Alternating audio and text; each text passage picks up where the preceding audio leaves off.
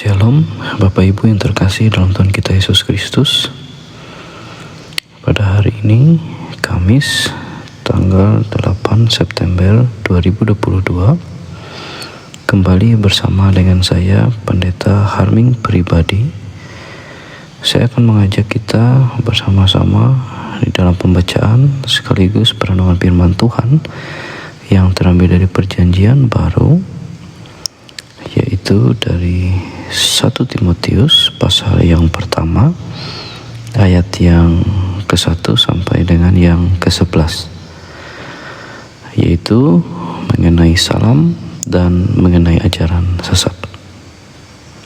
Namun terlebih dulu marilah kita bersatu hati di dalam doa. Ya Tuhan, kembali kami boleh mengucapkan syukur dan berterima kasih. Pada saat hari ini kembali kami bersama-sama boleh merenungkan firman Tuhan, dan dengan kerendahan hati hamba-Mu memohon pimpinan kuasa daripada kebenaran Roh Kudus, agar apa yang pada saat hari ini boleh kami renungkan, kami pertanggungjawabkan di dalam kehidupan kami melalui perkataan perbuatan kami yang benar di hadapan Tuhan. Terima kasih Tuhan, di dalam nama Tuhan Yesus Kristus kami mengucapkan syukur. Amin. Pemberitaan firman Tuhan pada saat hari ini terambil dari 1 Timotius pasal yang pertama, ayat yang ke-1 sampai dengan yang ke-11, yaitu tentang salam dan mengenai ajaran sesat, yang berbunyi demikian. Dari Paulus, Rasul Kristus Yesus menurut perintah Allah, Juru Selamat kita, dan Kristus Yesus, dasar pengharapan kita.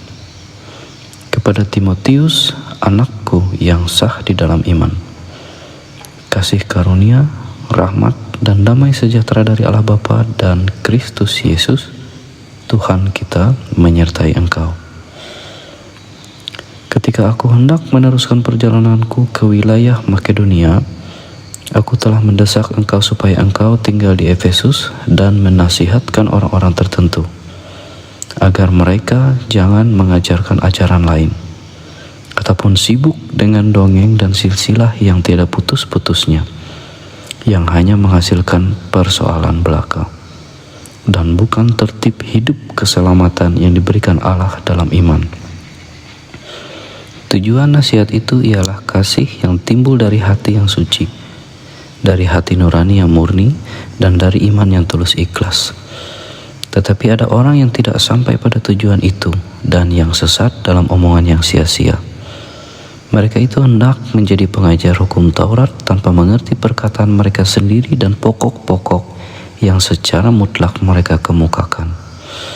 Kita tahu bahwa hukum Taurat itu baik kalau tepat digunakan, yakni dengan keinsapan bahwa hukum Taurat itu bukanlah bagi orang yang benar, melainkan bagi orang durhaka dan orang lalim, bagi orang fasik dan orang berdosa, bagi orang duniawi dan yang tak beragama, bagi pembunuh bapa dan pembunuh ibu, bagi pembunuh pada umumnya, bagi orang cabul dan pemburit, bagi penculik, bagi pendusta, bagi orang makan sumpah, dan seterusnya, segala sesuatu yang bertentangan dengan ajaran sehat yang berdasarkan Injil dari Allah yang mulia dan maha bahagia, seperti yang telah dipercayakan kepadaku.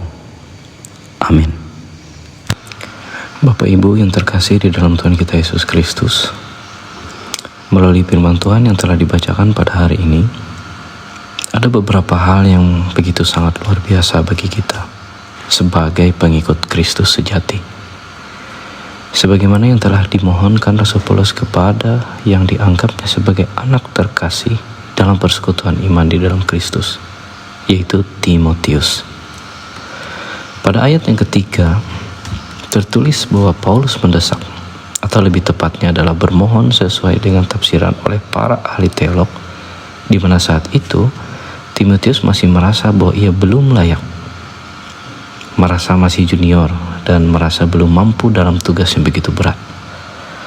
Menurut Donald Guthrie, bahwa ada keengganan dalam diri Timotius untuk tinggal di Efesus, yang mana adalah salah satu wilayah dengan gereja Asia terpenting, baik secara strategis maupun kultural. Namun, atas motivasi dan penguatan dari Rasul Paulus serta pertolongan daripada Roh Kudus, Timotius pun bersedia serta dimampukan. Dengan menyimak beberapa tugas pokok tersebut, salah satunya adalah tinggal di Efesus, serta menasihatkan orang tertentu agar mereka jangan sampai mengajarkan orang lain dengan ajaran yang menyimpang dari kebenaran firman Tuhan. Paulus di sini hanya menyebutkan orang-orang tertentu dan tidak menyebutkan nama mereka. Namun, tidak berarti bahwa tidak boleh menyebutkan nama pada waktu membicarakan tentang seorang penyesat. Karena dalam 1 Timotius pasal 1 ayat yang ke-20 dan 2 Timotius pasal 4 ayat 10 ke 14, kita melihat Paulus juga menyebutkan nama. Beberapa orang telah menolak hati nuraninya yang murni itu, dan karena itu kandaslah iman mereka, di antaranya Himeneus dan Alexander, yang telah kuserahkan kepada iblis supaya jerak mereka menghujat. 1 Timotius pasal 1 ayat 19 sampai 20. Kemudian 2 Timotius pasal 4 ayat 9 sampai dengan yang ke-10 ayat yang ke-14. Berusahalah supaya segera datang kepadaku, karena Demas telah mencintai dunia ini dan meninggalkan aku. Ia telah berangkat ke Tesalonika.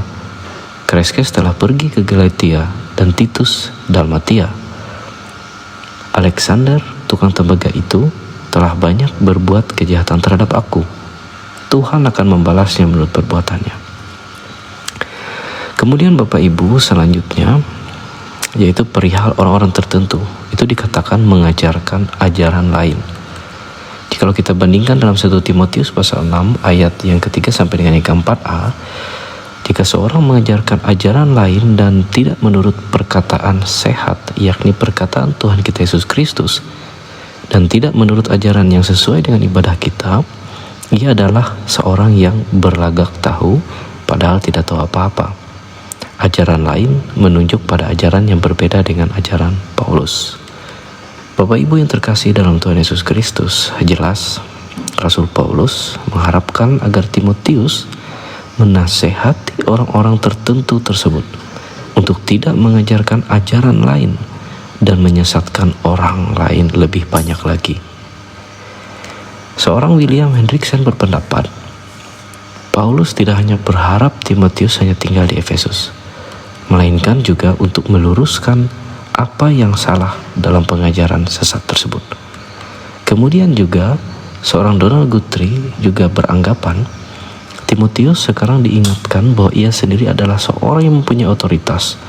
Ia mempunyai suatu tugas tertentu untuk mengendalikan guru-guru palsu atau pengajar sesat. Dan adalah jelas bahwa Paulus mengharapkan Timotius untuk mengambil batasan yang keras terhadap pengajar-pengajar sesat ini. Di dalam 1 Timotius pasal yang pertama ayat yang ketiga, aku meminta engkau untuk tinggal di Efesus ketika aku pergi ke Makedonia, supaya engkau bisa memberi petunjuk kepada beberapa orang supaya mereka tidak mengajarkan ajaran yang lain.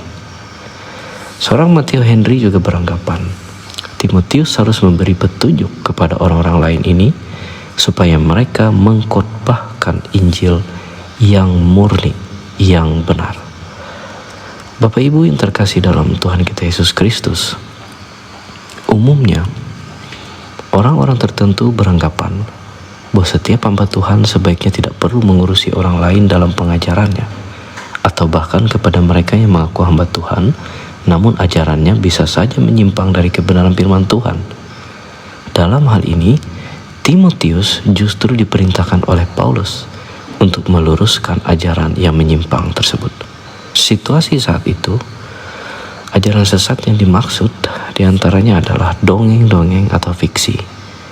Yang dibicarakan di sini kemungkinan besar adalah tahyul-tahyul yang tak berarti, hayalan, pandangan yang berlebihan tentang diri sendiri dari rabi-rabi Yahudi, suatu percakapan yang mistis.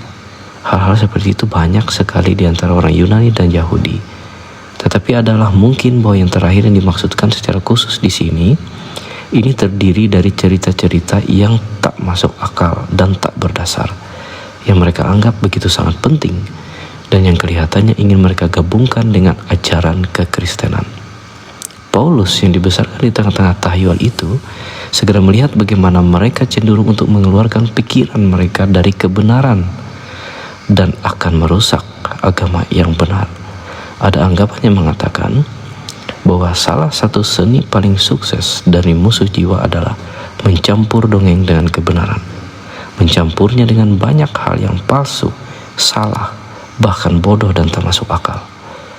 Jika kita melihat realitas saat ini, pada zaman sekarang, saat ini juga banyak sekali ajaran yang dapat saja berbeda dengan apa yang dikehendaki oleh Yesus.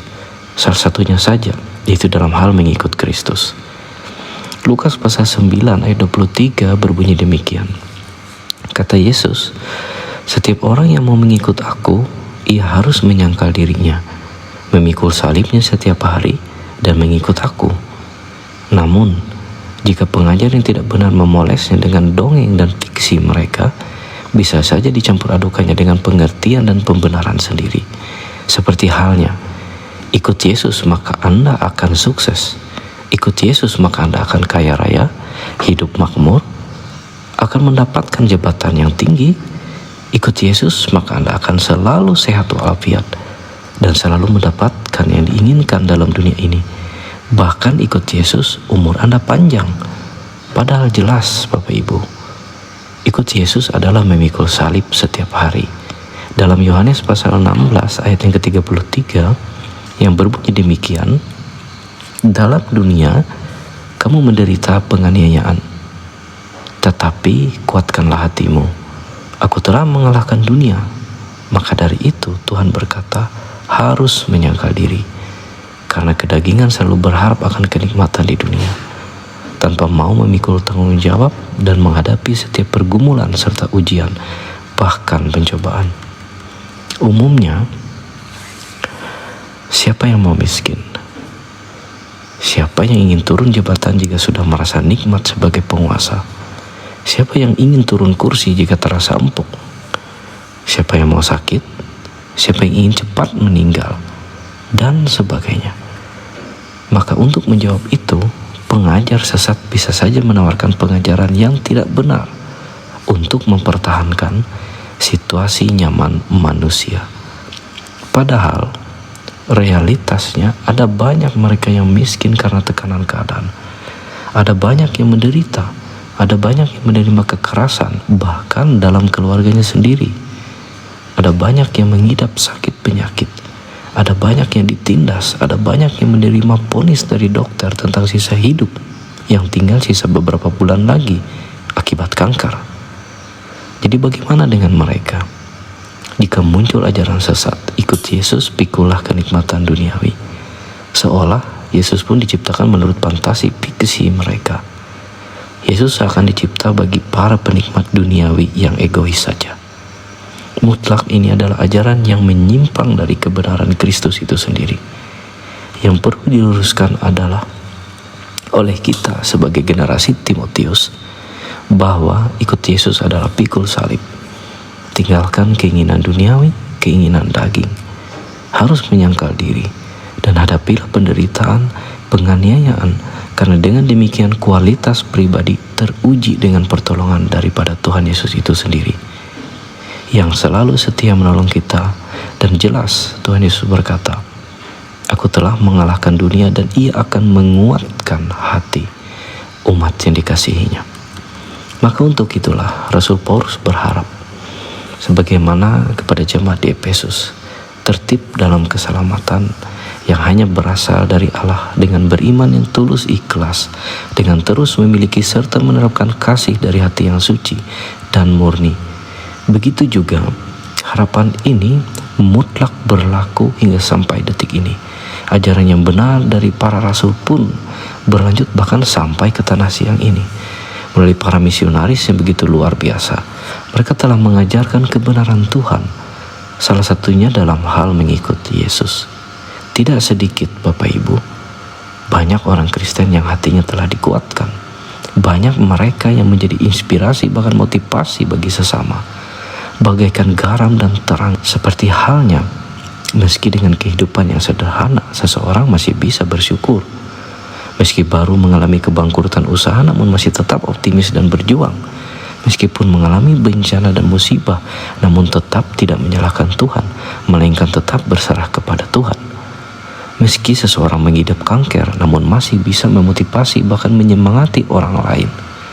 Meski ia buta, tidak mendengar, tidak bisa berbicara, berkebutuhan khusus, namun masih tetap memiliki semangat juang, bahkan bersaksi akan kemurahan Tuhan atas kehidupannya.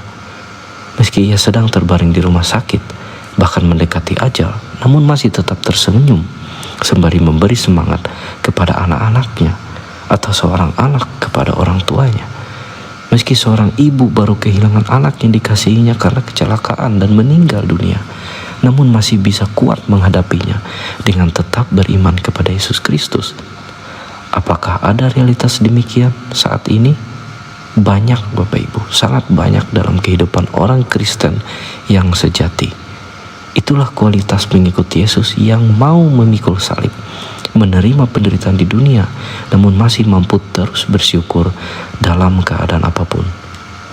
Bapak Ibu yang terkasih dalam Tuhan kita Yesus Kristus, dalam 1 Timotius pasal yang pertama ayat yang kelima berucap, tujuan nasihat itu ialah kasih yang timbul dari hati yang suci, dari hati yang murni dan dari iman yang tulus ikhlas. Tetapi ada orang yang tidak sampai pada tujuan itu dan yang sesat dalam omongan yang sia-sia. Semoga kita adalah bukan orang yang dimaksud, melainkan adalah sebagai pengikut Yesus yang sejati, yang mau pikul salib, menyangkal diri, siap menghadapi penderitaan dan selalu berpengharapan kepada Tuhan Yesus Kristus sebagai satu-satunya jalan kebenaran, juru selamat, dan kehidupan yang kekal. Amin. Mari kita bersatu hati di dalam doa syafaat. Kita berdoa. Ya Tuhan, kembali kami berserah dan senantiasa bersyukur. Pada saat hari ini kami yakin dan percaya Tuhan telah menguatkan hati nurani kami. Bahkan Tuhan telah memurnikan hati nurani kami, mensucikan dan menguduskannya. Dan Tuhanlah satu-satunya sebagai sumber iman pengharapan kami. Kami yakin dan percaya Tuhan, kami sebagai pengikut Yesus, kami mau memikul salib setiap hari di dalam hidup kami. Dan pada saat hari ini ya Tuhan, kami juga berdoa untuk bangsa dan negara kami, para pemimpin kami juga ya Tuhan.